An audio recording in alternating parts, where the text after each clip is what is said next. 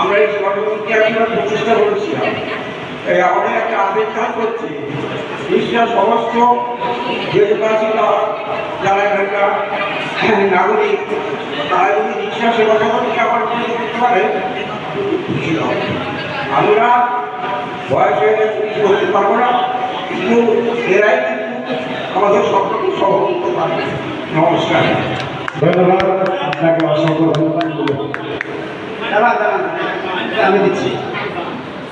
আমি যেহেতু উনি মাস্টারমশাই, আমাদের ভাবনা যেটা ওনাকে একটা ছোট্ট উপকার আমাদের তরফ থেকে তুলে দেবো।